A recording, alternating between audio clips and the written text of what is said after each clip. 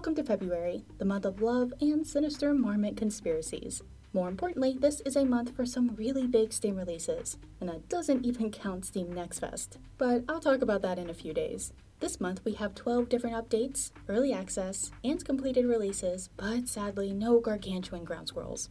First up we have Future Fragments. This was one of my earliest reviews, and back then the developer told me that they were aiming for a summer of 2021 release date. Just between you and me, I don't think they're going to make that deadline. But then this is a sci-fi fantasy game, so there is always the chance of time travel. However, when this platformer finally comes out sometime in 2022, I will be really excited to play. With fully voiced cutscenes, a ton of power-ups, and a huge variety of creatures and levels to battle and interact with, I expect Future Fragments to be one of the best adult games of 2023, available for PC on Steam and Patreon. Next up we have another developer struggling to meet release date expectations, with Fetish Locator Week 3 Bonus Endings DLC 1. This free DLC gets us 6 additional endings to the 6 we already have. With 18 planned endings, hopefully we'll see this finished game finally, totally pinky swear, finish sometime soon. Well, as long as you don't count the spin-off in development, Fetish Locator S&M Studio.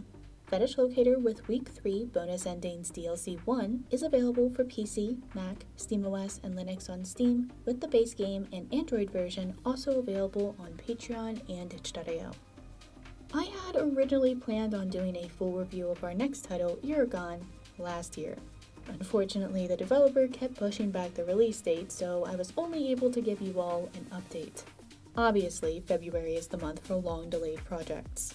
Is this going to be the full release? I mean, they say it is, but then they are also launching a new Kickstarter in April called Iragon the Amulet. So how much content are we going to see? I'll let you know in my full review. Iragon is available for PC and Mac on Steam in both VR and non-VR versions. Moving on to other delayed games, we have Warlord and Athena's Revenge. Warlord left early access earlier this year, and while Athena's Revenge was submitted to Steam back in October of 2023, it only just received final approval. I've never seen a game take this long for Steam to approve, but the developer uses machine learning for both art and audio, and Steam was taking a really long time to finalize its position for the rules about what it calls AI art. All 4 of this developer's games take place in the fantasy genre, and are excellent examples of the strengths and limitations that many developers have to work with when using the assistance of machine learning. Warlord and Athena's Revenge are available for PC, SteamOS, and Linux on Steam with Mac and Android versions available on Patreon and itch.io.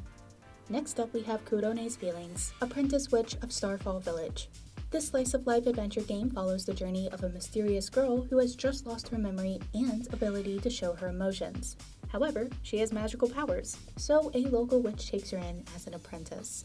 Kurone's job is now to go around the village and carry out the favors of the villagers. Kurone's Feelings Apprentice Witch of Starfall Village is available for PC on Steam with the patch available on the publisher's website. Sticking with female protagonist games, we have Steps of Debauchery. Even though it has step in the title, this is surprisingly not a cohabitation game. Instead, this is a story about Riley and her husband who have moved to a new city and are ready to start a life together. Unfortunately, Riley's husband is very busy with his new bar business and has no time to spend with his wife.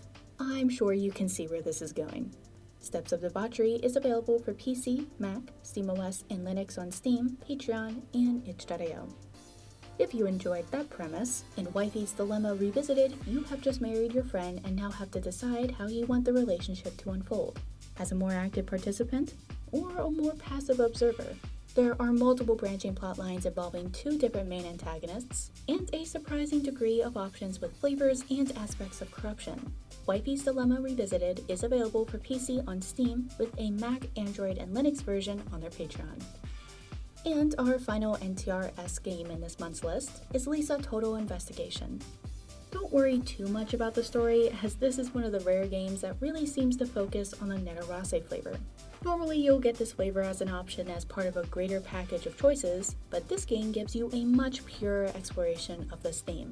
Lisa Total Investigation is available for PC, Mac, SteamOS, and Linux on Steam, with an Android version on their Patreon and itch.io.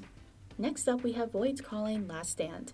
This DLC adds a proper ending to the game along with many renders and animations, as well as a few mysteries unraveled. Last Stand came as a great surprise because the developer was saying that he might never finish the game when he released Episode 2.